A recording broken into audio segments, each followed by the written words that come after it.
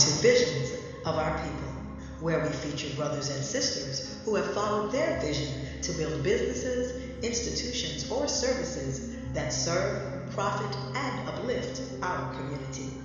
Listen as we share the ideas, experiences, and skills that help to shape their unique stories of commitment, perseverance, and triumph. Be inspired and catch your vision on Visions of Our People. Now, here's our host.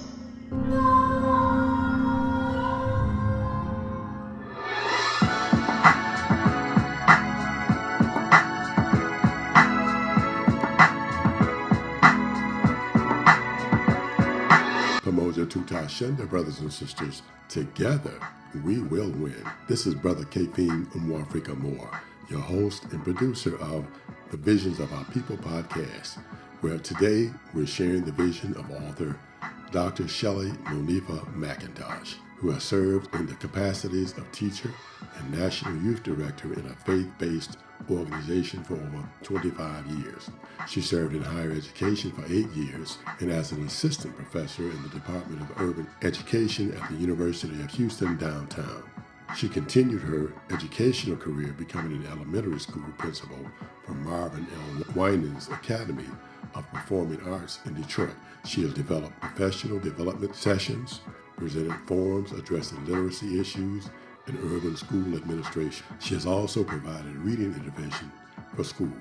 She is an author of several books: Genesis 2, The Recreation of Black People; Mtoto House, Vision to Victory, Raising African American Children Communally; A Principal's Tale, Life in 31 Days, and A Principal's Tale, A Self-Determined Leader. In her latest book, Memoir of a Black Christian Nationalist, Seeds of Liberation, as well as educational articles. Dr. McIntosh now resides in Michigan with her children and grandchildren. Peace and blessings, brothers and sisters. This is Brother Kefim Umwafrika Moore, the producer of Visions of Our People, the podcast. And today we're talking with Dr. Shelley McIntosh, a good friend of mine, and she's going to tell us we're going to talk to her about her new book. It's entitled Memoir of a Black Christian Nationalist. Welcome to Visions of Our People, my sister. Well, thank you. And I appreciate the opportunity to be here with you. Oh yeah, we're grateful and blessed to have you with us, my sister. And I want to jump right into our questioning or our conversation today. And my first question is, who is Dr. Shelley Monifa McIntosh? I love that question. So Monifa is my African name, which means I have my luck. But I always place myself in context. So I was born to Reverend Rufus James Miller and Ruth Lee Craig at the time. My mother and father are part of the last Black migration from South to North. And I am the first child born up north. My oldest sister, Vernice, was born down south. She had a twin, identical twin, but the twin didn't make it. So I am their third daughter. So I'll put myself in that context. I grew up on the east side of Detroit, matriculated through Detroit public school system, graduated number 10th in my class out of 350 people. And I say the education chose me because it was not my first choice. But somehow along my life's journey, I found myself working with children, teaching adults, and now I've accepted that education chose me. And after high school, I did continue my education, started off at Wayne State University, but did not finish at Wayne State University. I finished later, much later, when at another university, at University of Houston. I finished there 17 years after I left Wayne State University. I was there for 3.5 years and decided at my young age I could make money instead of finishing college. So I went back 17 years after that by the recommendation of Reverend Clegg, Tiramoji Baby Achaman, and went back and got a degree in curriculum and instruction, elementary education, got a master's, and then a doctoral degree in curriculum and instruction, teacher education. I have 2 children, they're grown now, and I have 4 grandchildren. I still count the granddaughter that I lost. So I have 3 grandsons. So that's been kind of in a nutshell who I am. And again, I would say education chose me. So when you say education chose you, sounds like you had chosen another path, but your gift or your purpose calls you to education. Is that how that worked, or what? That's exactly how it worked, because I had chosen to be a physical therapist at first. And when I finally realized that my path was education, then I accepted it. My mother groomed me in a sense. When I look back at my life, made me babysit without pay, which I didn't agree with. I thought I should receive minimum wage at least. Then my father had me teaching Bible school when I was about 11 years old to little 5-year-olds. And probably because some of the adult teachers didn't show up, so he just used his own children. And so I began to work with children at a very, very young age. Then when I joined the Shrines of the Black Madonna, that was one of my main obligations, was to work with children. I am a pretty good teacher. I'm being modest with it, but it is a God-given gift that was nurtured. So I can't say that I did everything by myself. I never look at it that way. I look at people on my path that helped nurture me for this particular calling, that education chose me. Now you mentioned that Jeramogi, aka Reverend Clegg, he encouraged you to go back to school. Did he recommend education, or was that the path that you chose, or how did that work out? He recommended education. I was working with the children for quite a while, and at the time he told me to go back to school, I was director of Total House, the Children's Institute in Houston, Texas. I had read everything that I could think of, like Kindergarten is Too Late, Lennon's Grandchildren, the group processes, teaching children yoga and meditation. So he said one day, Monifa, you've gone as far as you can with what you know. You need to go back to school and earn a teacher's certification. So that's what I did. It took me about 5 years to do that. And I didn't want to see college anymore. It was too many deadlines, too much work. But after 2 years, I felt this need to go back to school again. So I asked him if I could go back and pursue my master's degree. And he said, well, while you're pursuing your master's degree, see if you can get your doctoral degree also. And that's, I went back to school, finished my master's degree in 2 years, and finished my doctoral degree in 3.5 years. So it was his recommendation that I am certified as a teacher and get my degree as an elementary school teacher. Now, Doctor, you mentioned Mtoto House. Can you explain to our listeners what the Mtoto House was? Yes, the Mtoto House means Children Institute. Mtoto is a Kiswahili term, which means children. So the church was focused and committed to raising generations of children. And this institute was set up based on the Israeli kibbutzim system and based on African communalism. So children lived in dormitory type settings where they had house parents, and the house parents were their leaders and supervisors.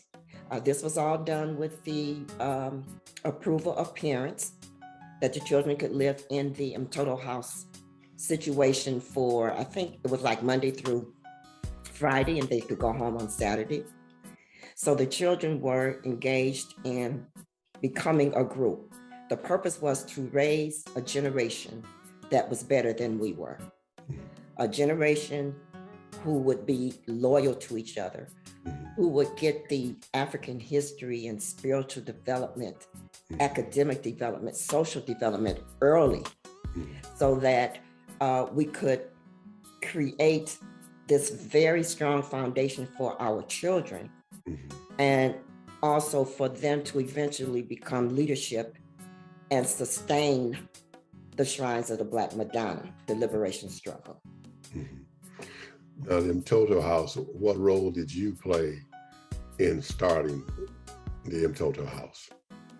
I played a very significant role, because the one that was started in Detroit, Michigan, I was director of that. When the whole 7th floor, the BCN Training Center, was renovated into children's quarters. So we had a boys' study hall, a girls' study hall, an office. We had keyboard, computer labs, and then residences for the children's groups. So about maybe 10 children could live in a particular house, an apartment, with bunk beds, living room, dining room, and house parents. So I was significant in starting the one in Detroit, Michigan. Reverend Clegg, Jermoji Baby Achaman, asked me to go to Houston to be the director of that one. I believe it was like in the mid-1980s. So I went to Houston and became that director. And I was that director for at least 21 years. But I do need to say, before the Detroit officially opened, there was the beginning of Total House in Houston, Texas in 1970. What year was that? 1977. It was not called Total House then, but they did have 4 apartments set up for children. And I went down there when my baby Italo was just 3 months old, because at that time, babies couldn't go on the expansion cadres. But I did go down there at 3 months. And again, I was put over the youth department. There were at least four different apartments. I had the nursery, 2.5 to 4-year-old children. I had 9 of them. And so Jermoji Baby said that in order to be a true house parent, you had to live with the children. My goodness, that was a challenge, because I had 9 little ones. Never would I've had 9 children, ranging from 2.5 to 4 years old. So I had to wake them up every morning, 2 by 2, show them how to brush their teeth, wash their face, while I ironed 9 little pair of shorts, 9 little t-shirts, fed them breakfast, because they ate breakfast in the apartments at the time. So that was a challenge. That was definitely a challenge, but I would have to say he was right. It did teach me how to become that type of house parent. So the one in Houston was really the kind of informal one, but I began to make suggestions for Any Child's Institute. I remember going to Reverend Clegg, again, Jermoji Baby Achaman, and I told him that the nation was contradictory. And so he said, "Why do you say that?" I said, "Because the apartments that our children are living in, the furniture is not up to date. It's not a stimulating environment. And so you said that we were going to live a better life. I don't see it."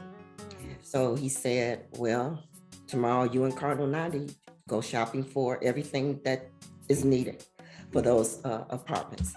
So that I was very significant in developing the program for Total House, the social development, academic, spiritual, physical development. And those are in my book, Total House, Raising African-American Children Communally. And I definitely wanted that story to be told and not to be swept under the carpet or to be like we never existed. And so that's why I wrote that book. and felt that in the future, if anybody needed to recreate Total House, they would have a source to look at and create it again. So looking back, Doctor, on that whole experience and what you initiated and helped put together in terms of the effect that Total House had on the children who came through that experience. In retrospect, was it a success? Was it a failure in between? What is your take on the effect of the Total House on the children who experienced it and the parents? Okay. It was a great challenge for all of us, right? Because this is a whole different type of situation. The parents at the beginning, they were on board with it. We all wanted our children to be okay. We all wanted our children to thrive. So what the children received, especially in Houston, as I said, I was there for 21 years, they received a strong foundation in African history. They were shown videos and then had discussion groups. They had to read certain passages about who we were and what we were. So that created a strong foundation in terms of where they came from. In terms of spiritual development, the 7-step devotional started with the children in Houston, Texas. And so that is a 7-step process that opens the group to a God experience and to a group experience. So that started in Houston, and they had a strong spiritual development or a strong spiritual foundation.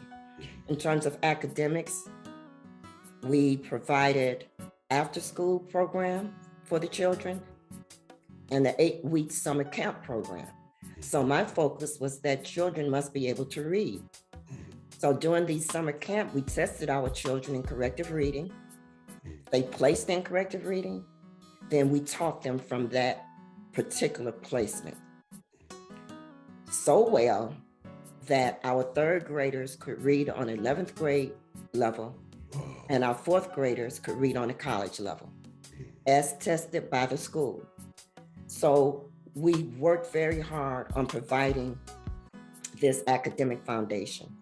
I also purchased algebra CDs, physiology, science, earth science, so the children could go into the computer lab. And even though they may have been in the 4th grade, they can work on a chemistry CD. So the emphasis on educating them academically was firm and consistent. So all of our students did graduate from high school. All of them could read. As today, there's a great literacy crisis, but our children could do that. Yes. And so the physical part of it, some of it they liked, some of it they didn't like the physical part, especially the macrobiotic diet. They didn't quite like that.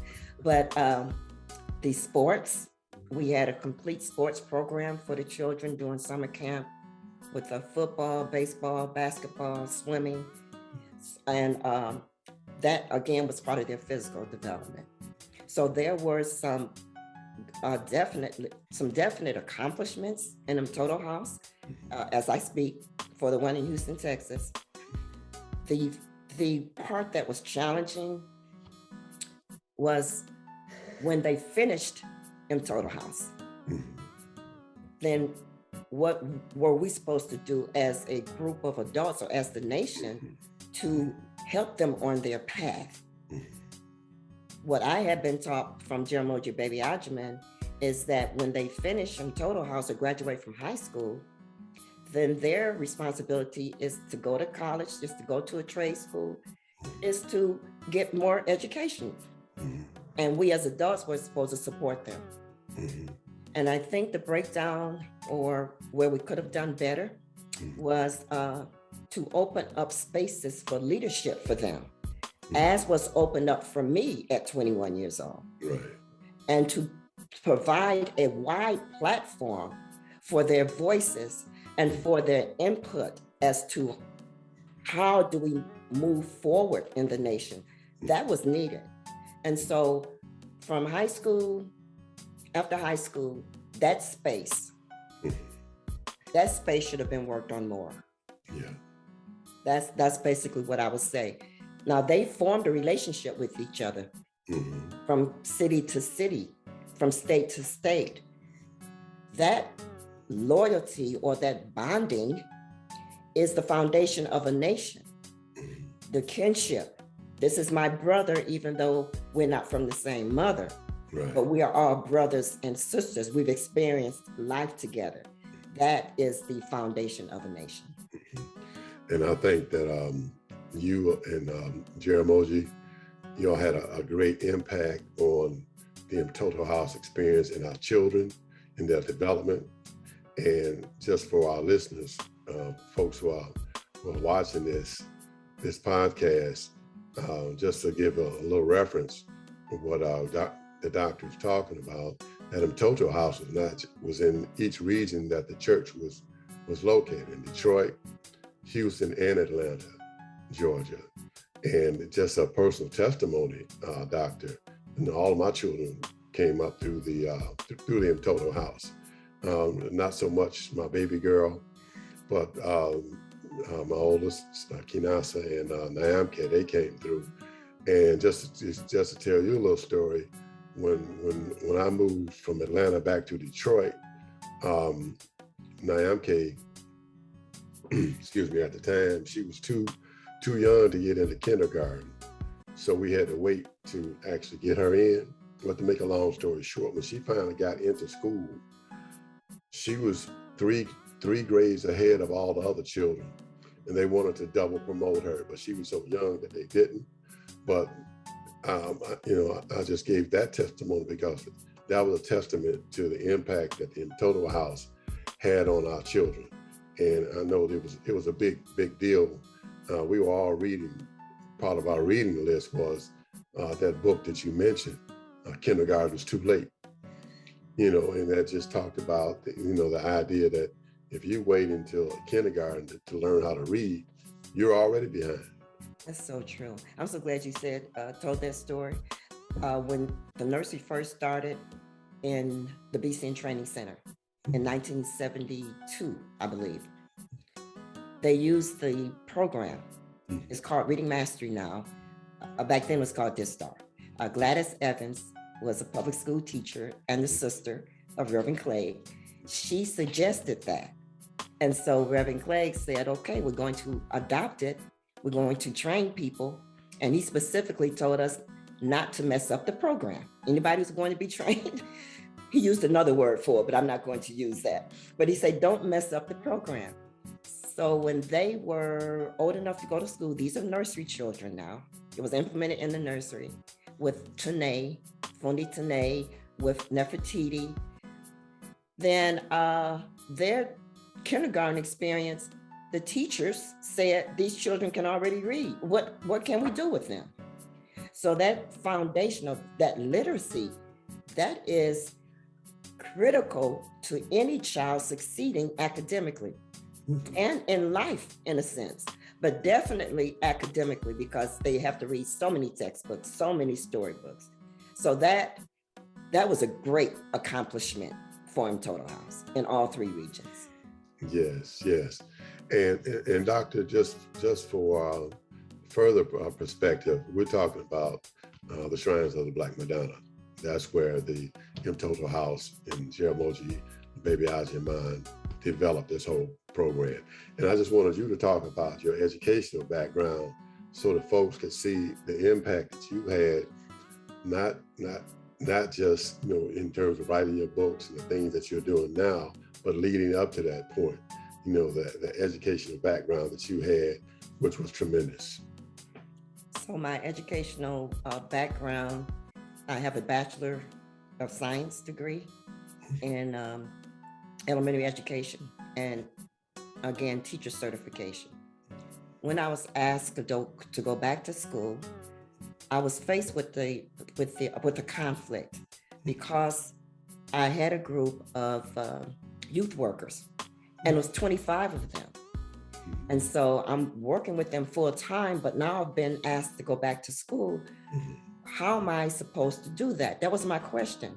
Do I wait till I get my degree to teach them or to share information? Or do I do it as I learn it? So I did it as I learned it. Any new information that came through me as I went through the university courses, I took that back to the staff. We talked about it. We gave our input, and we created a book of ethics in terms of how we view our children, a passage about beliefs. What do we believe about our children? We created a booklet to help guide us in directing, educating, and supporting our children. So I have a master's degree in curriculum and instruction also. And I continue to work with the youth staff on any new information, any new strategies that would help our students, any new ideas. We would talk about that and implement that into the program. My doctoral degree in curriculum and instruction is focused on teaching teachers.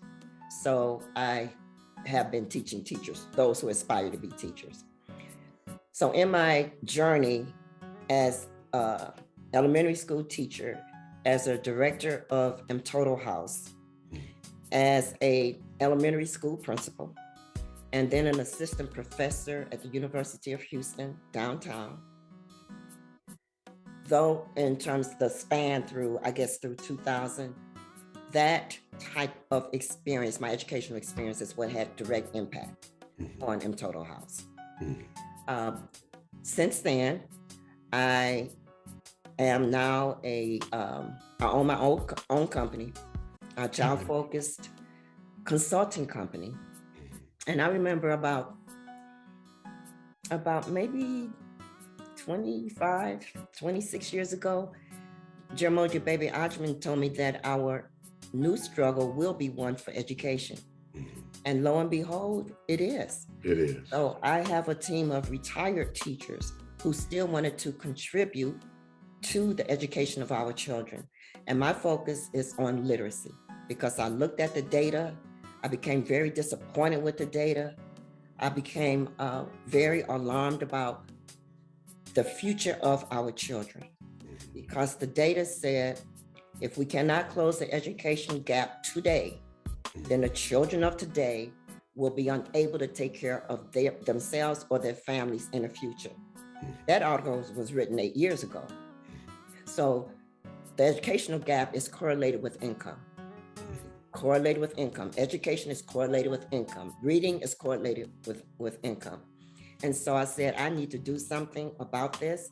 So I started forums, free forums for the community, to give them information and to say that we can do something about it. And then my team of retired teachers, we are in 2 schools right now in Detroit. And we offer reading support for groups of children. The principal or the curriculum specialist, they give us the list. We test them, we place them, and we teach them. And their reading achievement has improved greatly. So I feel I'm still contributing to the welfare, to the liberation of Black people. And that's great, my sister, and we surely appreciate that, because when you hear about what's happening to our young folks now, they're out here shooting each other. They don't know who the enemy is, and you touched on and what Jaramogi had talked about, and the reason why he was the prophet of the Black nation, because a lot of the things that he prophesied have now come to fruition. Where we have our children who are, if they don't know how to read, and they basically fall out of the system, and the street eats them up. And that's, it's easy to become a part of the street.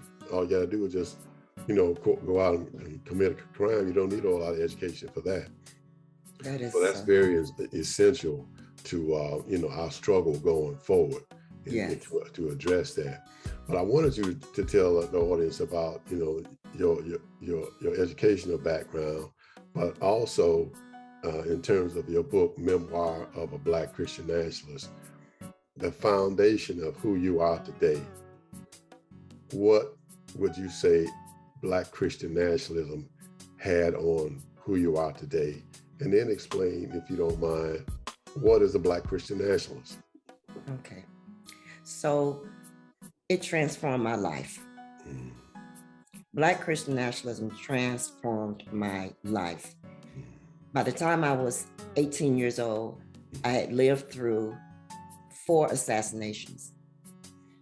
John F. Kennedy, Robert Kennedy, the Honorable Malcolm X, and the Dr. Reverend Martin Luther King Jr.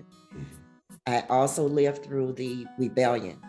The largest rebellion in history occurred in Detroit, Michigan in 1967.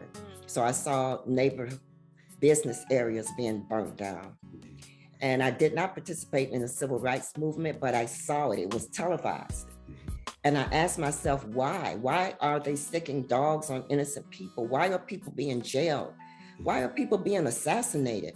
I didn't have any answers for that. I'm 18. So one day my sister, who knew about the shrines of the Black Madonna before I did, my older sister, Bernice, she brought home a bag and she had the book, The Black Messiah, in that bag, along with some bangles and earrings. And so I asked her, could I read the book? She told me yes. I read it in 3 days. I said, we need to go to that church. So we, in the wintertime, you know how cold it gets up here in Detroit, Michigan. Oh, yeah. We crushed through the snow. Remember then when buses ran regularly and you need to get a transfer? So we caught 2 buses to the shrines of the Black Madonna. The church was packed with a lot of young people. The energy was high. The mural of the Black Madonna was looking at us. That's the first time I saw the Black Madonna and child. Then Reverend Albert B. Clay was preaching with authority and with the message that we can do things for ourselves. So in the shrines of the Black Madonna, my understanding of the enemy system in which we live became clearer to me. My understanding of the self-destructive behaviors that Black people have, our escapist behaviors, that became clearer to me. The truth about Jesus as a Black Messiah, fighting for the liberation of the Black nation Israel, his mother being Black. In fact, every group in the Bible is Black except for the Romans and the Greeks. That became clear to me. Things began to make sense. And because we lived in a transforming community, I experienced safety. Maccabees. I experienced that security. I don't feel that security anymore, but I've experienced it with a group of Black people who were looking out for each other. I experienced us taking care of each other's children. I always say nothing was perfect, but what we did was great. And so how we worked together to clean our institutions, how we cooked and served and washed the dishes and mopped the floors. This was our community, this conglomeration of apartment complexes, which we changed over to residence hall and missionary training centers. That changed my life. The education that we got consistently through orientation, through lectures, through the sermon, through reading books and studying helped to change my mindset completely. So now then when people encounter me, they say, well, how did you know all of this? And you are different. And thank you for being our leader. I didn't say I was their leader. They said, well, thank you for being my leader. This is my team, my reading consulting team. So it changed my life completely. Black gives credence to we are descendants of African people. And that is the basic truth. Christian is the teachings and the life of Jesus, the Black Messiah. Jesus was not a Christian. Jesus was a Jew. DNA now shows, along with history, that the original Jews are African. And there are Jews still in Ethiopia, the Limba people, the Igbo people, they all claim to be the original Jews, or that they are descendants of the original Jews.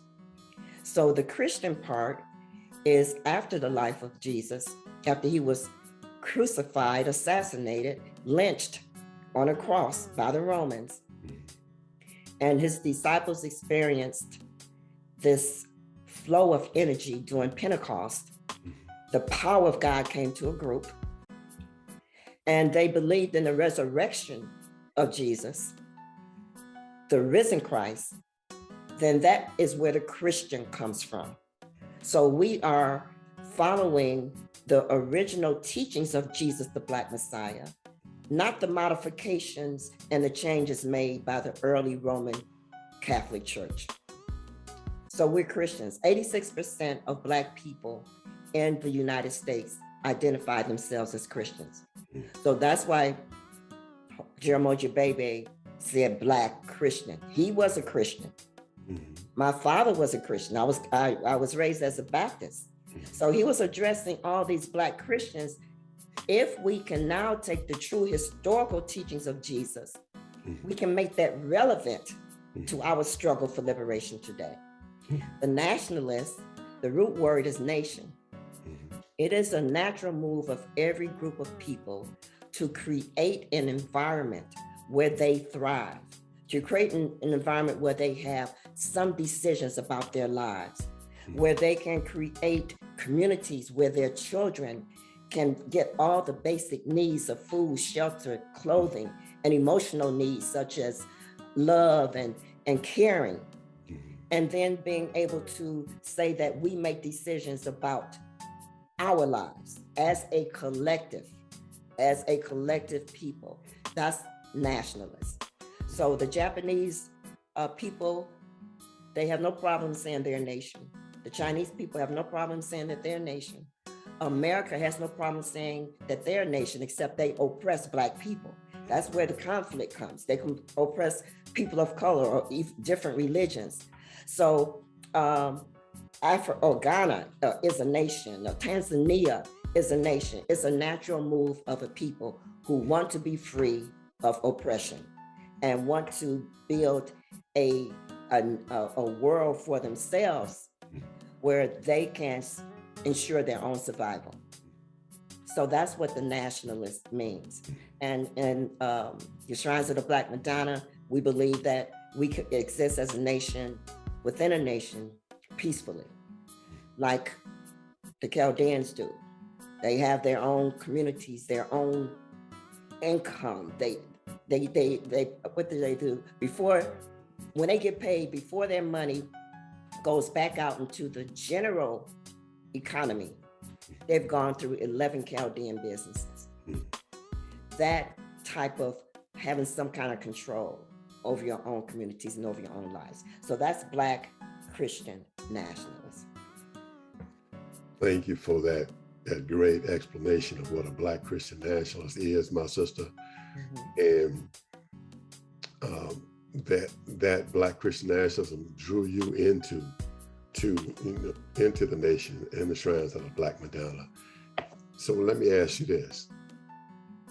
When did you get the vision to put what you experienced in the Shrines of the Black Madonna as a member of the Black nation under the guidance and leadership of the Holy Patriarch, Jaramogi Bebe Ajiman? When did you get the vision to write your book, Memoir of a Black Christian Nationalist?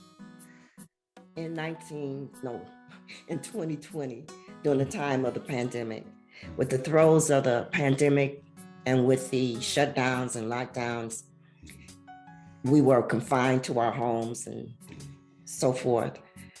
But the year 2020, I was sitting down thinking, and I said, this marks 20 years since the death of Reverend Albert B. Clegg Jr., Jaramogi Bebe Ajiman. I reflected on my life because I had given so much to it, to Black Christian nationalism, really over 30 years of my life to it. So I looked at the 20 years, and then I began to write letters to Jaramogi Bebe Ajiman. It didn't start off as a memoir. It started off as writing letters to him, even writing letters posthumously after he was gone. And in these letters, I was indicating his qualities of leadership And then personal things that I had gone through. For instance, I make this short. When I was carrying my son, Italo, I was pregnant, and I visited Houston. He asked me, why was I waddling like that? And I said, because I feel pressure. I was pregnant. I said, I feel pressure. He said, well, if you feel pressure, you're going to start dilating soon. As soon as I got back to Detroit, I went to the doctor, and he told me, yes, you're dilating. And we are going to put you on some medicine to keep your contractions going. But I had only gained 10 pounds, and I didn't want my baby to be born at that time. So while they were giving me the medicine, I was praying, please do not let me have this baby right now. I've only gained 10 pounds. I will not be able to take my baby home. And so later on, the doctors came and said, well, we don't know what happened, but you've stopped contracting. And I wanted to say, yeah, because I've been praying for it. And they let me go, right? They let me go, and I had to be on complete bed rest for the next 3 weeks. And I gained another 13 pounds. So it was safe to have him where I could take him home. But what I'm saying is that he noticed those things about a person, those personal things about a person. And because of these letters that I was writing, I had included that. I had also included, which I did in the book too, that at one time I felt like I was just mealy mouth in my early days of being a Black Christian nationalism. You know what we say about mealy mouths, talking loud and saying nothing. So he heard me, and I was venting and saying, I just don't feel it. Something is wrong. I just don't feel right. And he listened to me and said, well, the nation has stopped developing you. That's in the letter too. And I believe that he looked at different people, not just me, but he looked at different people, could see what was happening. He took on the responsibility of developing these young people. Because in your 20s, I look at those as escalating teenage years. That's all that is, advanced teenage years. So I wrote the letters, and I sent them to be assessed first by a publisher. And she stated that there's so many things we don't know about the shrines of the Black Madonna. And if you can kind of redirect this book would be so instrumental to the situation happening today. And it would allow other people to know what the Shrine of the Black Madonna was about. So I shifted to it being a memoir. Okay. And what I wanted people to know is that a group of people, both in Atlanta, Detroit, Houston, Kalamazoo, Flint, that a group of people actually made something happen by garnering their talent, their skills, their commitment. We built these communities that were self-sustaining. We did that. That story had to be told, because if it had not been told, people may not ever know what Black Christian nationalists did. His book, Black Christian Nationalism, Directions for the Black Church, was published in 1972. Those were lectures and concepts that he delivered to a lot of young people in college. They wanted him to come and talk, to see the relevancy of the Black church to the liberation struggle. So he included this in his book. We define our enemy, different aspects of our existence, the Black experience here in the United States. So it's 1972, he wrote that book. But my book operationalizes what we did. Because in 1972, we didn't have all of this, right? We didn't have our residence halls and our total houses. That had to be told. So I believe that I filled in that gap.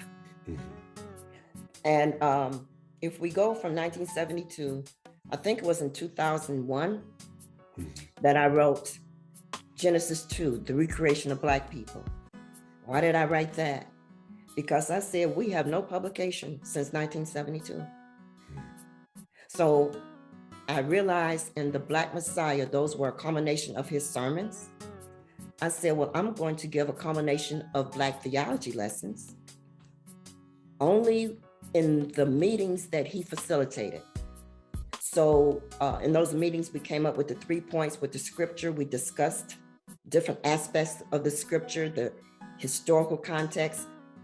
I felt a need, again, a drive to put something out there. From 1972 to 2001, we didn't have anything. In 2005, I did Total House, and the Spirit came to me again. What we do or what we have done needs to be in a book, because if not, it would be like we never existed. We created Total Houses. Most adults in the church or in the nation, most of them had a focus on young children, most of them. Many of them work with the children in one aspect or the other. That had to be in a book. I said, I need to put the names of those who also make this happen so their names would be eternal in terms of what we did and the children's stories. So memoir is an outgrowth of, I had to write it. I had to tell the story of what we did. If not, then our change from 2000 to now, the world may not have ever known that these people actually built messianic communities. They actually purchased properties. They purchased acres of land in Beulah land, that they lived debt-free and crime-free and hunger-free, and that they created this prototype of life that is not only significant for Black people, to me, it's significant for the world. That story had to be told. Our names, our legacies, our commitment, our sacrifices had to be put in a book for others to read it, so that we can show that we were in existence. That's a great explanation there, my sister. And wouldn't it be nice if all children experienced the Total House? I don't think we would be having nearly the problems that we have in our communities now if they all had a community like the Total House to come up in. Brother Kefin, you are so right.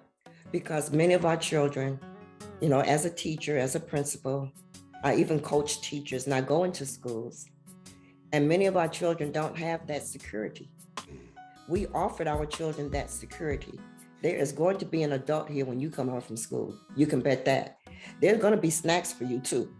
Now, we're going to help you with your homework and with your school. And we're going to help you become part of a group. You are in a community of caring adults who will not abuse you, who will take care of you. That is significant for children. Some children that I see in school, as a principal, about 5 little boys came into the office because they were in trouble.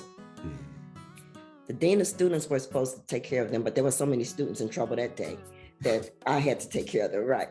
So the first thing on my mind is I'm leaving my office. I said, all of these kids need a whooping. This is what I'm saying in my mind, right?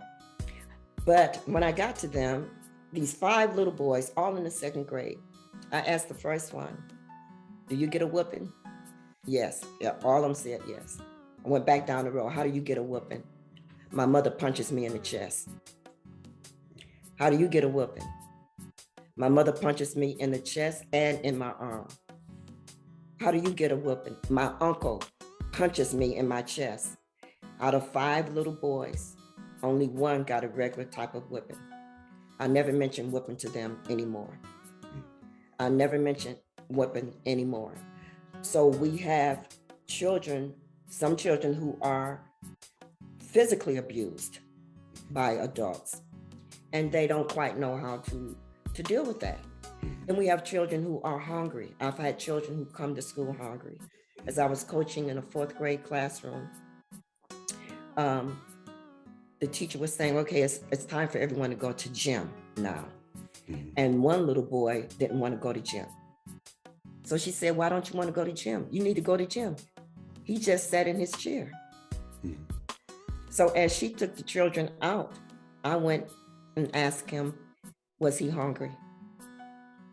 First he said no. Then I said, well, you can tell me, are you hungry? And he said yes. When she came back into the classroom, the teacher, I said, that baby is hungry. So she went, got him different type of yogurt, cereal, breakfast bar. She brought it back. He ate all of it. Then he said, I'm ready to go to gym. So we have children come to school with hunger. They're hungry. We had some children who were homeless with their parents who couldn't have jobs. I'm saying that Total House would have been a safety net and can be a safety net for our children. It's a community that has to do this. So Nelson Mandela said there can be no keener reflection of a nation's soul than the way it treats its children. And the way that our children are being affected by oppression, poverty, parents who are not really parents, that's just trying to escape themselves one way or the other. Yeah, and Total House would be ideal for them. But to take that a little further, Reverend Clegg and I were walking through the property at 5500 and 5400 Martin Luther King. So these are two large apartment complexes that we call residence halls. We were walking through the parking lot that separates those two apartment complexes. We were coming back from dinner. So he stopped and said, Monifa, this would be the best place for single mothers. This is the way he thought. This is where he's thinking, how do you take care of Black people? This would be the best place for single mothers. And I said, it sure would, because they have everything they need here. Security, childcare, food. They have everything they need to have a baby here and for them and the baby to thrive. So yes, Total House is needed in today's world. Yes, sister. And you just explained some of the things that's in this book, why people who aren't necessarily, may not be in a nation, needs to read this book. Because what you just touched on was kind of like the tip of the iceberg of all the things that you have in the book about your experience, in the nation, Shrines of the Black Madonna, your experience with the Holy Patriarch, Jeramogi Baby Ajiman. So my question is, I said all that to ask you this. So what else in this book that you think would bring value to someone who was not a Black Christian nationalist and who did not experience the Shrines of the Black Madonna? So there's a lot, but I'm just going to try to focus on maybe three aspects. One would be the truth about Christianity. To me, that's a big deal. It's a big deal to know that the whole Christian world is really worshiping a Black man. Many Black people don't want to accept that either.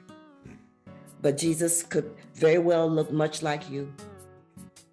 That Jesus was the one who wanted to transform his people by providing or leading them to a same spiritual experience that he had at the River Jordan.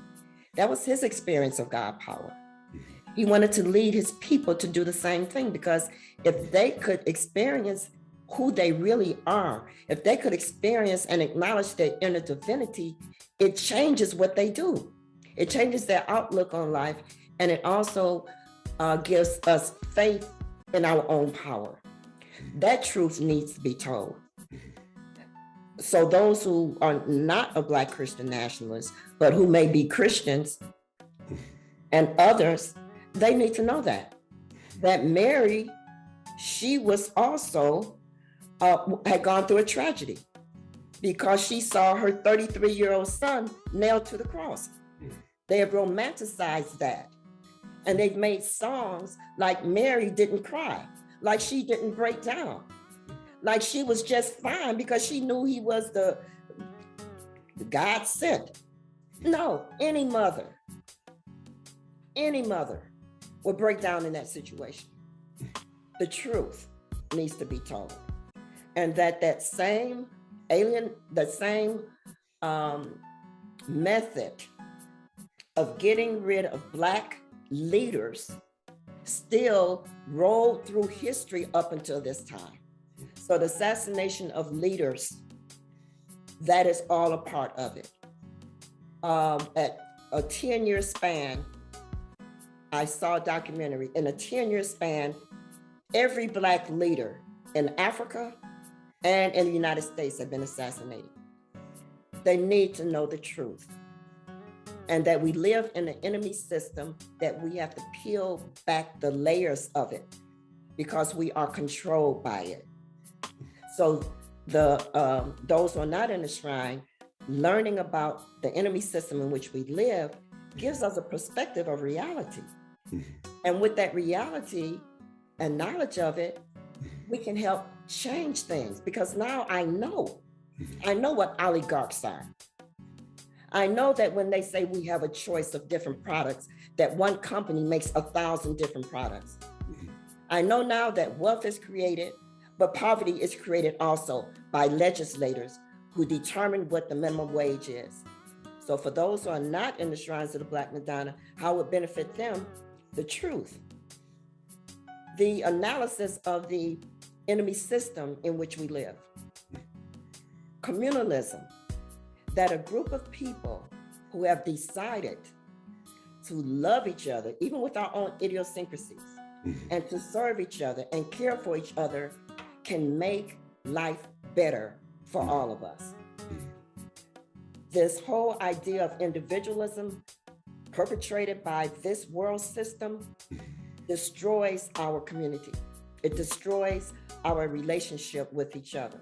So that whole concept of individualism could serve those who have not ever been a part of the shrines of the Black Madonna. And my experience is that when I talk to people about this, that part about communalism begins to touch them. Because Black people, before we just became totally indoctrinated, caring for other people, sharing with other people, that is what we did. Okay, so those aspects, and then that Black people have been struggling for years, but almost not collectively. We can look at all the struggles and honor everyone, and I do, and cherish all those who've come before us, who've made some dent in us being free. Because honestly, if it wasn't for those lawyers who took the segregation of schools to court, if it wasn't for Harriet Tubman and Nat Turner, if it wasn't for affirmative action, I may have never gotten into a university. So I recognize those that, who have gone on before. So collectively, as a people, we can do much more in building for ourselves. So even if a person never was a part of the shrines of the Black Madonna, what we did could be applied to what needs to be done, even if they never walked through the doors. But I would have to say the transformation of Black people is critical. It's critical because in the book, I talk about slave culture behaviors as written by Jaramogi Baby Ajamin. And it's so easy to practice slave culture behaviors and not be involved in the liberation struggle. It's too easy to do that. Yes. Yes, it is, my sister. And, Doctor, what you just talked about is, especially during the pandemic, a lot of the things that you just talked about, like individualism, the slave culture, which is, let me ask you to explain, when you say slave culture, what are you talking about? I'm talking about a way of life and behaviors that are a reflection of our history of slavery here in America. So to be more direct with that, on the plantation, through behavior modification, we were taught through torture, through whippings, through beatings, to eventually hate ourselves. It's a self-hatred that's pushed down. But it manifests itself when we call each other the N-word, or when we call each other the B-word, or when we want to degrade another Black person. That comes from an unconscious level of acceptance of the myth of Black inferiority. So with this type of pain and with this type of repression that we aren't always aware of, we escape from the reality of this system that is out and has destroyed Black people. So what do? It's a lifestyle. We will party day in and day out. We will escape because we can't deal with or understand this reality in which we live. We escape through drugs and through alcohol, even through sex. What do we also do? We create this whole system of irresponsibility, always late, not following through, not finishing up on certain things. We strike out in blind rage, thinking that if we can burn down everything, then it's going to be fine. No, we have to organizationally and systematically build. So the slave culture behavior, to me, is so penetrable that we learn it at a very young age, just from our parents and from the environment in which we live. So say, for example, a child grows up around a parent who escapes through alcohol. The child doesn't think anything is wrong with that. He doesn't understand it, but he does see his father drinking alcohol every night, and he will eventually drink alcohol too. So we perpetrate the slave culture. The slave culture, this way of life, these values are diametrically opposed to utilizing our time and energy to creating institutions, nurseries, residence halls, housing, culture centers, meditation centers, a political system, economic system that ensure our survival. Diametrically opposed. And so that is the danger of the slave culture. So transformation was paramount in the shrines of the Black Madonna. And I think that, and I never speak from a self-righteous point of view.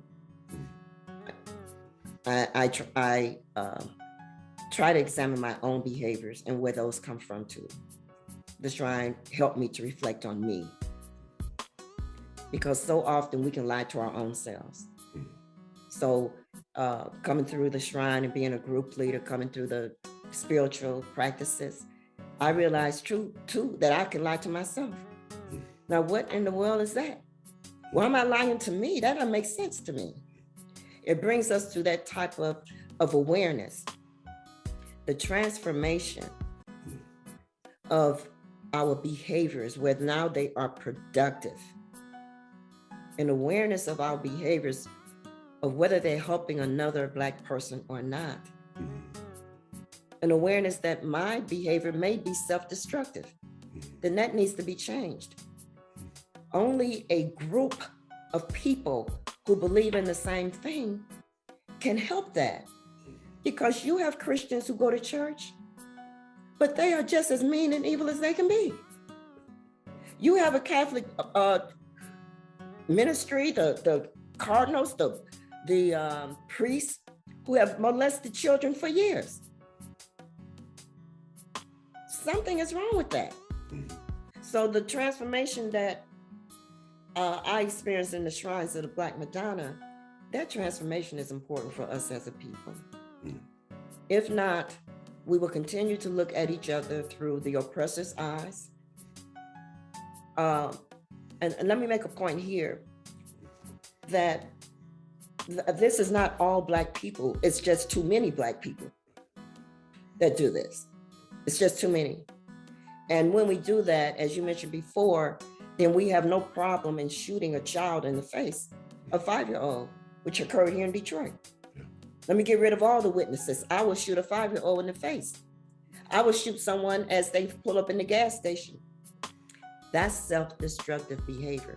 That is slave culture behavior, where the so-called slave master back then, or the present day slave master, they don't need to be around us because we are going to destroy ourselves. That's slave culture behavior. Mm-hmm. Wow, that was a great explanation, Doctor, of what the slave culture is. It sounds like your book, Memoir of a Black Christian Nationalist, is a great blueprint for Black communities across the country to liberate themselves. It really is. Jeremiah Baby Algernon used to say, building a nation is more than a notion. Mm-hmm. And it is. The magnitude of it. It takes leadership. Mm-hmm. So what he decided to do was to stop all the debating with preachers, TV commentators. He said, I'm going to build it with young people. So that's where everything was focused. And I know it wasn't easy, because at the time he was developing the BCN program, BCN teachers, BCN philosophy, which gave you and me and other Black Christian nationalists the same language. We speak the same language. That's a big deal. We understand the same language. So leadership in terms of educating your people, then providing goals where we are moving towards purchasing property and actually purchasing property and transforming them into institutions, that made the liberation struggle real. Its leadership is everything. His accessibility, where you could talk to him and you can even disagree with him. Everybody didn't, but I found myself asking many questions. Mm-hmm. He would still try to answer those. He would still listen to people. Another strength that he had was that he knew he couldn't do it by himself. So that's why he had historians who came into the church, and Ivan Van Sertim and John Henry Clark, who I met, shook his hand. The developer of Kwanzaa, Nikki Giovanni, Sonia Sanchez, all these people that came to the shrine was to educate us too. Mm-hmm. And so he was always in this mode of, how do I transform these young people who are going through phases of life, not only involving liberation struggle, there, involving their own personal lives. How do I keep them going? How do I keep them growing? So I don't know if that answered your question, if I got off of it. No, it was a great answer to that, Doctor.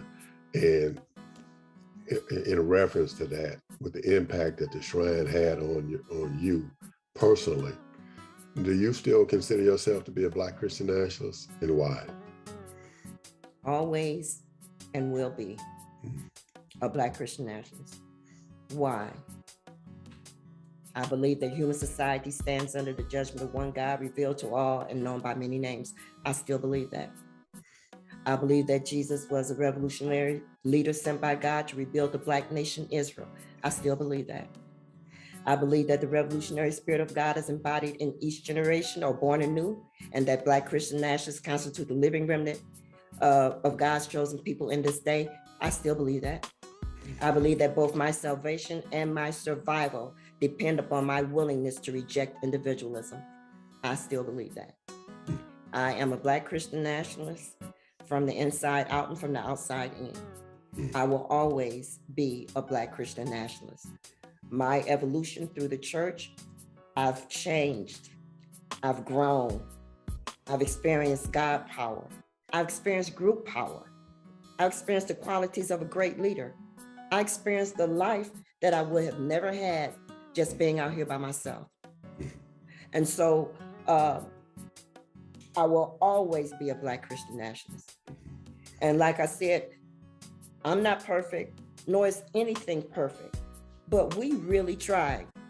And we really did create something We created communities.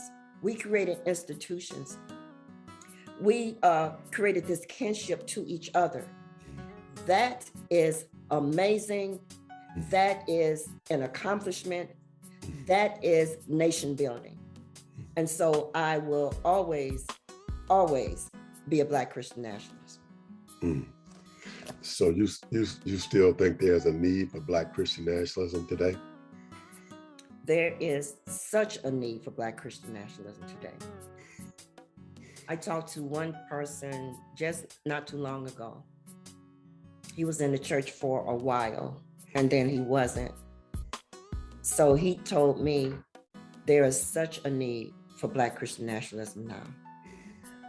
With the ongoing systemic racism that we are experiencing, with the prejudice and discrimination that we are still experiencing across the world, not letting the Black people be on those first trains out of Ukraine.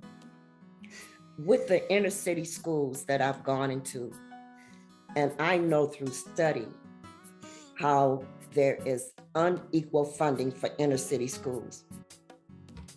And looking at the conditions of those schools where our babies can't even drink the water, where the water fountains are covered up with plastic. Why are our children experiencing something like this? But where they see the floors buckling, where the walls are not painted, where the water is leaking from the ceiling. I've seen schools like that. Is Black Christian nationalism needed today? It is needed, very much so. I want to make a distinction between those Black people who have become wealthy. I applaud them for becoming wealthy. I applaud those who have made it in sports. I applaud those who have gotten their degrees in schools and become judges, lawyers, teachers. I applaud that because these are our people's successes. And in that poem, Identification, I identify with my brothers and sisters everywhere. I rejoice in their joyfulness, in their accomplishments. I feel their sadness. So I cherish that and honor all of these accomplishments that we have. So being wealthy is one part of making your life better and making the life of your children better. And for many athletes, they are trying to do something in their own communities or doing something in their communities like LeBron James. All of that is excellent. That's one level. If you have wealthy Black people here, now you got so-called middle-class people here who are trying to make it. But below that, you have people who are living in poverty, trying to make it. We have responsibility for every level, especially the ones who are living in poverty. So is Black Christian nationalism needed today? Yes, it is.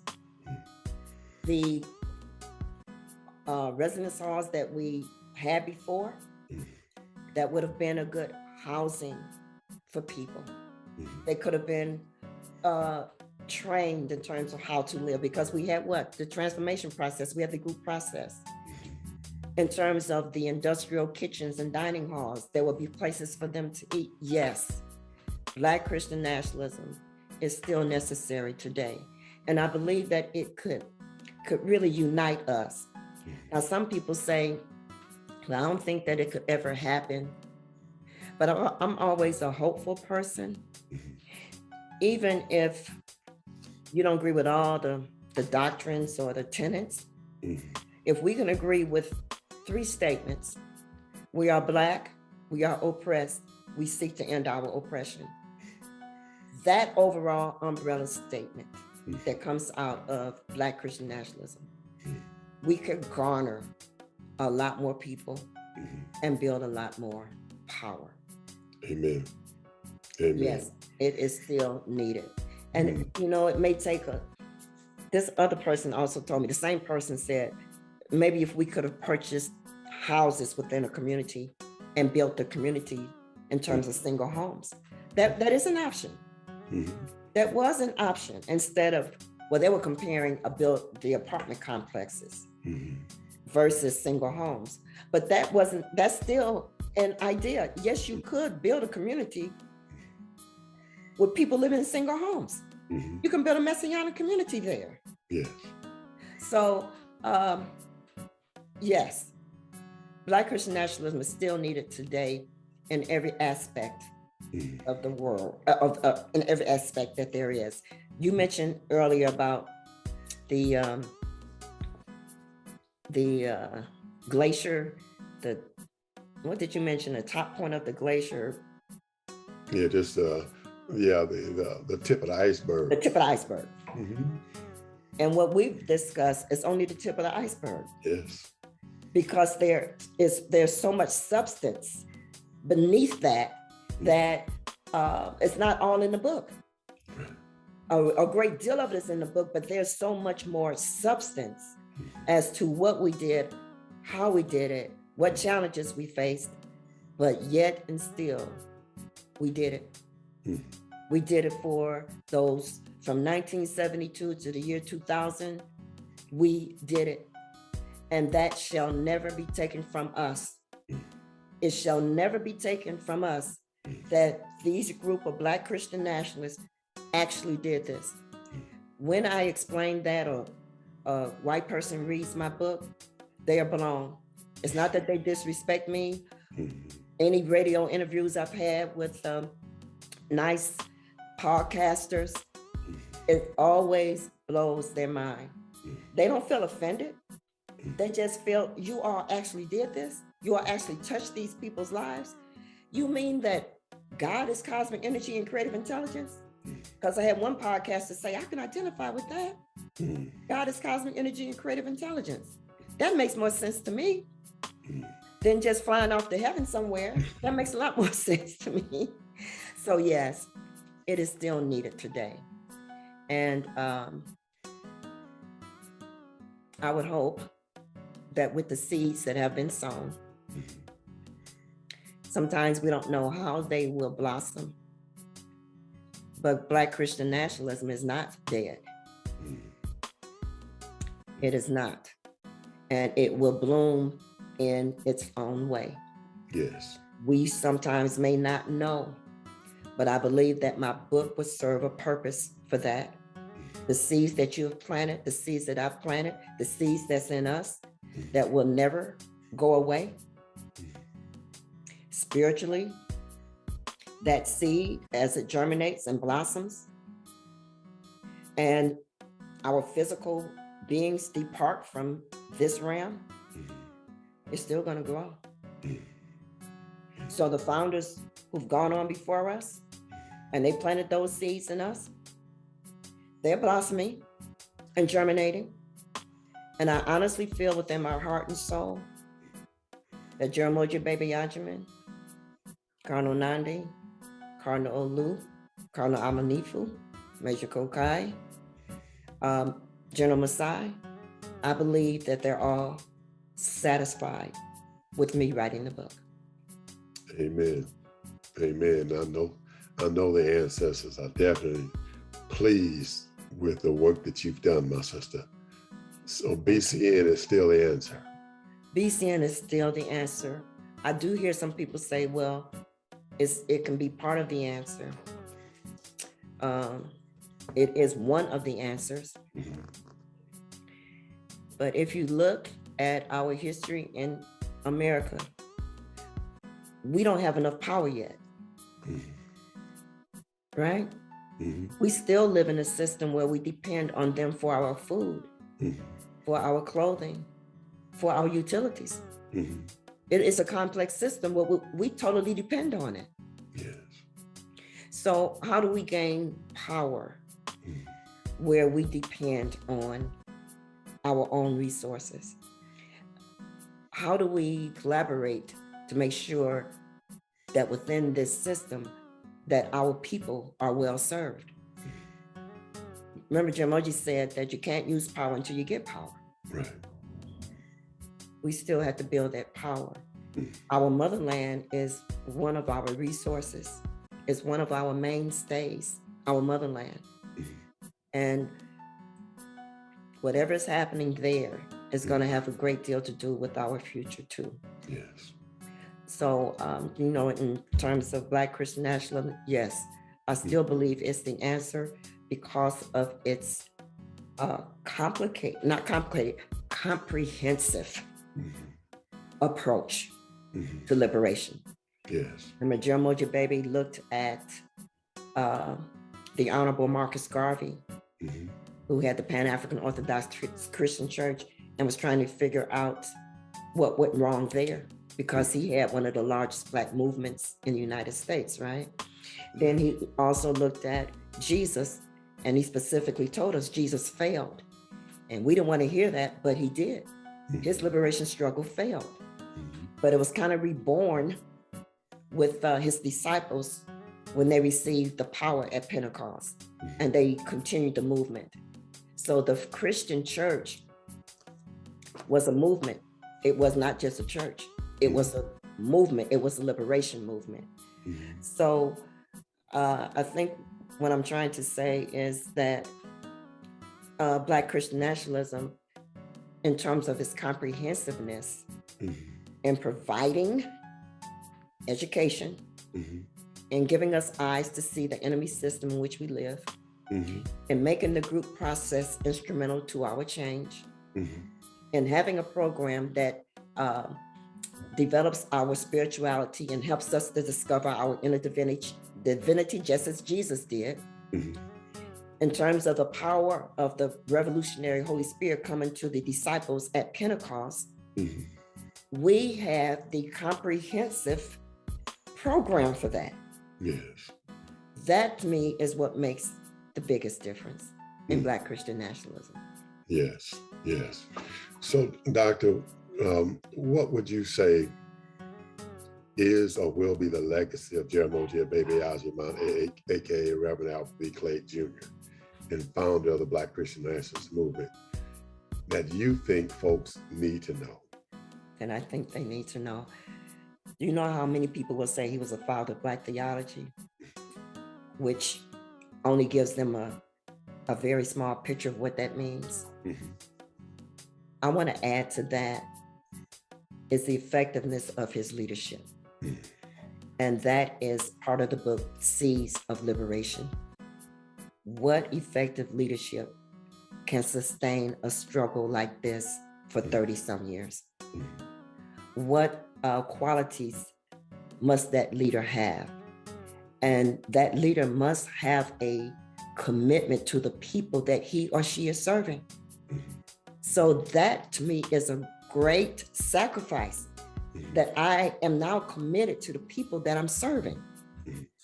Then there has to be in it, these seeds of liberation, there has to be some listening ear to the voices of other people and their ideas. In seeds of liberation, there has to be platforms for young people, because any church or any movement will die unless you are working intentionally with the next generation. Yes. So there has to be an intentional platform for young people. And one of the other things that I mentioned, that there had to be goals in education. Goals in education. We set the program out. The leader sets the program out. This is where we're headed. And then he has to explain that to the leadership core. And that leadership core then explains that to their groups.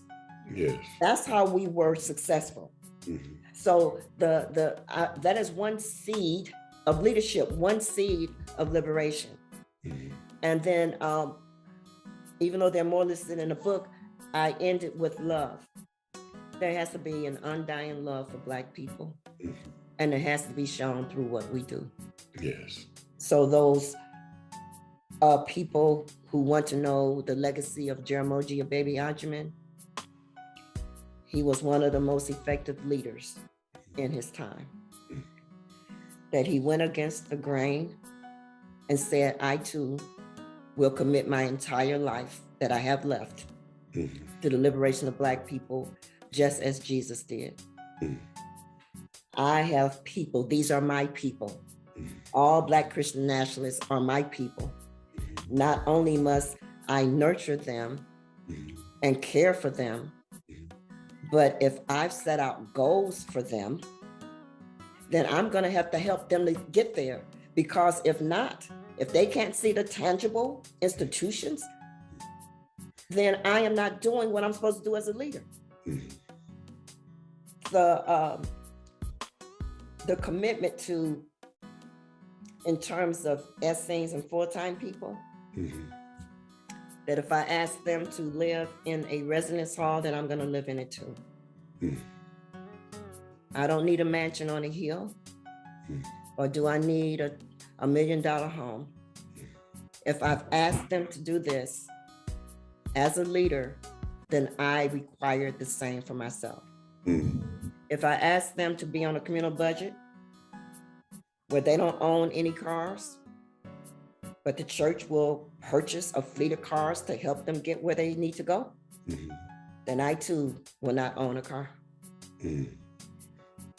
The most effective leader to me in the 21st century. So the Seeds of Liberation points to those qualities of leadership. And that makes him, I guess, in terms of the trend of struggle here for us, it's an evolution from Marcus Garvey, from Marcus Garvey's movement, that we need to transform Black people, and we need to build institutions. And I, as a leader, that heavy burden is on me. But I, as a leader, also look at myself, and I look at others who can contribute, because I cannot do it alone. So in the BCM Message and Mission, that's his last great work, I had to edit that whole thing. He said that Jesus knew he could not do it by himself. That's why he had his core of disciples. And that's why we needed messianic communities. So the hierarchy of the church in terms of leadership, positions or titles were instituted for a purpose, always intentional. So why do we need bishops? Well, they've shown commitment to the church. Many have different skills. We put them on a bishop's council and allow them to govern a region. He had to trust somebody, right? Assembly of Cardinals. Okay, so some people say, well, it's like the Catholic Church, but maybe we need to investigate it more and see if the Catholic Church stole it from the original African Jews. We need to kind of investigate that to see, because we had bishops before they had bishops. Okay, so then this College of Cardinals or Assembly of Cardinals in each region, they were supposed to govern the region. This was supposed to supersede his death. These were the seeds of liberation. I'm putting these things in order. So if you have the faith the size of a mustard seed, you can move mountains if you have a mind to. Yes. So, or understanding why these levels were put in place, they were to supersede his death. And so, to supersede his death. So those seeds of liberation are in there. The communal aspect of it is in there. The organization of different groups, because everybody was not going to be full-time, right? But they can contribute, and they did. And all of those people, whether full-time, whether Essenes, whether part-time, everything that each person gave made it possible for the Shrines of the Black Madonna to grow. Yes. Effective leadership. Effective leadership. Something I think, my sister, that we're missing badly as a people, and not just as Black people, but the world really needs some leadership. And this book talking about Jeramogi Baby Ajimam, aka Reverend Albert B. Clegg Jr., and the impact that he had on your life, Doctor. There are many Black Christian nationalists that he's touched throughout the country and throughout the world who have that seed, that mustard seed within us all. And I think it's our mission to carry on what you just talked about. After his death, that we continue, that he lives through the things that we do. That's it. That he lives through the things that we do. Like Jeremiah said, don't waste the Holy Spirit. Don't waste the Holy Spirit. It has to be put forth in work. Yes. It's like this congregation of monks who were going up on the hill to meditate. But as they were walking up the road to go to the temple to meditate, they stepped over people that were hungry. They stepped over homeless people. They stepped over people that were impoverished to get to the hill where they can meditate. That's wasting the Holy Spirit. It's not enough to say I can meditate. Yes. So the seeds are still there. And Jeremiah Baby Ajman lives through the work that we do. And that last statement, like I give you a mustard seed by which you can move mountains if you have a mind to. In my book, I said we have to have a mind to. Where do we go from here? How do we build from here? What other ideas or options do we have to create a community, to create institutions or rebuild our institutions that serve the needs of Black people? And I believe if you get enough people thinking about it, the answers will come to us. The answers will come, which will have to be moved into action. Yes. So yes, the seeds are still there, but it's going to have to be followed up with organization, and it's going to have to be followed up with action. So you asked about the legacy of Jeremiah Baby Ajman.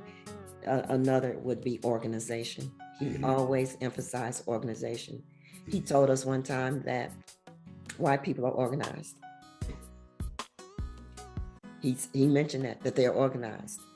Then as we talked about communalism, he said on a certain level, they're communal too.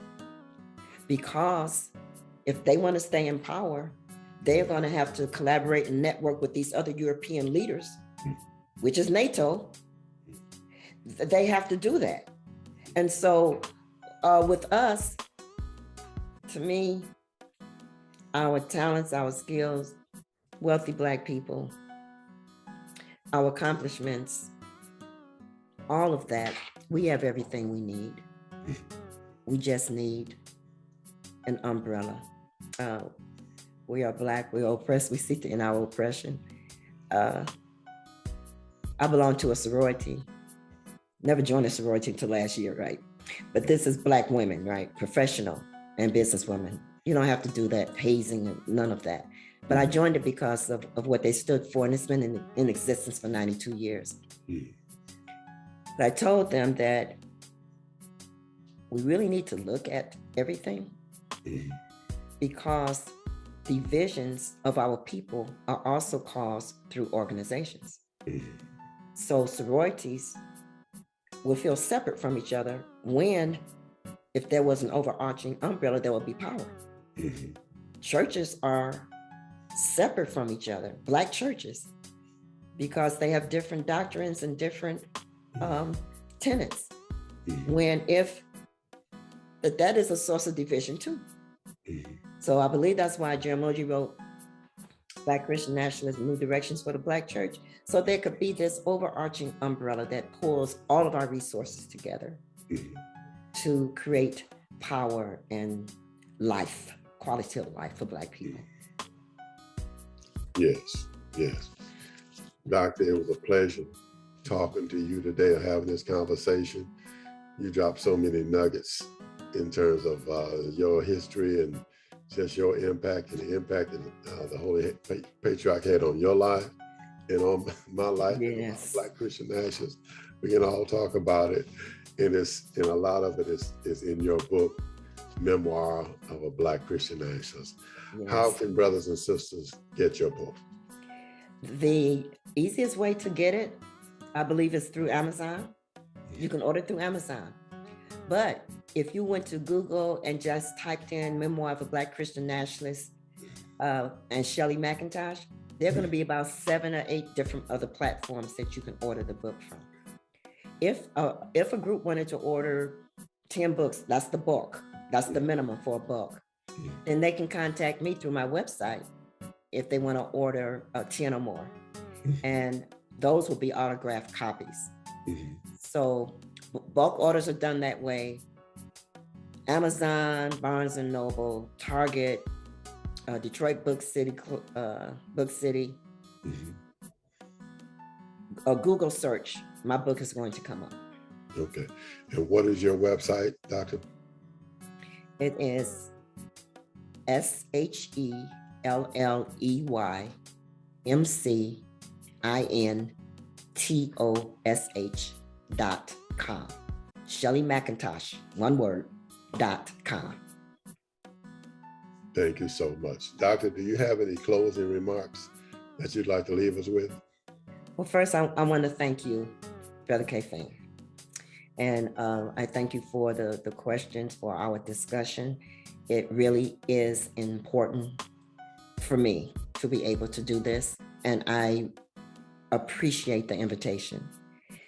I just want to leave that we lived a prototype. A prototype did exist, and it can be recreated again. That there were and are still living, committed, hardworking, honorable Black Christian nationalists that created a different way of life for Black people. And what I would like to leave everyone with is that the prototype existed, we lived it, and that there is hope and a plan, not a plan, there's hope, but there is a blueprint for what we need to do. Yes, yes. Thank you so much, Doctor. We appreciate your time and your effort and the energy and your spirit that you bestowed upon us. We appreciate it. Thank you for your vision. And we pray that it touches so many other brothers and sisters around the world who need a vision, because our people we're in trouble right now. And your book, Memoir of a Black Christian Nationalist, I think will be a great antidote for where our people need to go. Thank you, Doctor. Thank you. And blessings to you and your family, and stay safe and healthy. Likewise. Okay. Take care. Thank you. Bye-bye. Bye-bye.